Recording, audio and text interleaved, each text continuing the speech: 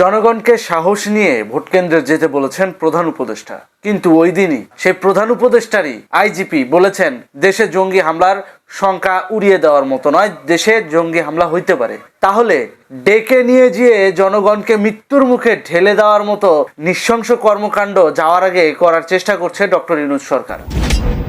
বিভিন্ন ভোট কেন্দ্র স্থগিত হচ্ছে শুধুমাত্র নিরাপত্তা শঙ্কা এবং নিরাপত্তা ঝুঁকি থাকার কারণে। যেই ব্যালটে মুক্তিযুদ্ধকে ছুঁড়ে ফেলে দেওয়ার প্রতিজ্ঞা, যেই ব্যালটে লাশের গন্ধ, যেই ব্যালটে সাধারণ মানুষের অধিকার নিয়ে সুস্পষ্ট কোনো দিক নির্দেশনা নাই, তাহলে সেখানে ডক্টর ইউনূস গোয়েন্দা তথ্য জানার পরেও কিভাবে জনগণকে ভোট কেন্দ্রে যেতে বলেন? যেই ব্যালট দিয়ে সাধারণ মানুষকে পরাধীন করার একটা চক্রান্ত চলতেছে, যেই ব্যালট দিয়ে বাংলাদেশের মানুষকে আবার পূর্ব পাকিস্তানের ন্যায় জিম্মি করার চেষ্টা করা হচ্ছে, সেই ব্যালটে কেন সাধারণ মানুষ ভোট দিবে? ডক্টর ইউনূস কোন আক্কেলে বলে যে আপনারা ভোট কেন্দ্রে যাবেন, বুকে সাহস নিয়ে যাবেন, যেখানে তার আইজিপি বলতেছে যে নিরাপত্তা ঝুঁকি আছে এবং দেশে জঙ্গি হামলা হতে পারে, এবং সেটা নিউজেও আসছে। তা আইজিপি বলবে এক কথা, প্রধান উপদেষ্টা বলবে আরেক কথা, স্বরাষ্ট্র উপদেষ্টা বলবে আমি কিছু দেখি নাই। মিডিয়া হাউস থেকে বেশ কয়েকজন সাংবাদিককে তুলে নিয়ে যাওয়া হয়েছে এমন অভিযোগ আপনি নিশ্চয়ই দেখেছেন। না আমি এটা দেখিনি। মানে এটা কি কানামাছি খেলা হচ্ছে জনগণের ভাগ্য নিয়ে? জনগণের স্বাধীনতা সেটাকে নিয়ে পরাধীনতার দুয়ারে দিয়ে এসে বলতেছে যে বাকি লাঠিটা জনগণ আপনারাই দেন।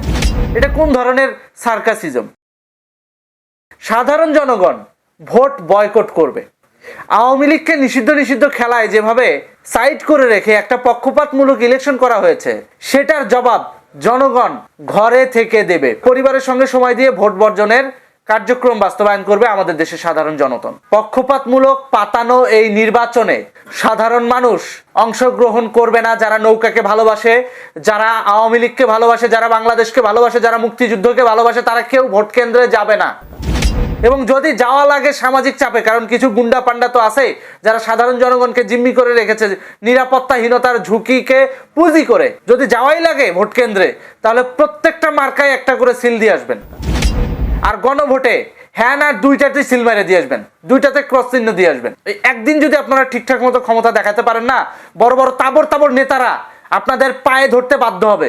বড় বড় তাবর নেতারা নিজেদের দৌরাত্ম্য বা নিজেদের দৌড় সম্পর্কে সচেতন হয়ে যাবে। দিন শেষে সংস্কারের পক্ষে এত % জনগণ সমর্থন আছে, আর এত % মেজরিটি ভাগ জনগণ আমাদেরকে বুড়ো আঙুল দেখিয়ে নিজের ঘরে বসে আছে। এই উপলব্ধিটা তৈরি করার জন্য হলো আপনারা কেউ ভোট কেন্দ্রে যাবেন না। আর যদি সামাজিক চাপে যাওয়াও লাগে, তাহলে ওই যে বললাম, সব মার্কায় একটা করে ভোট দিয়ে আসবেন। ধন্যবাদ।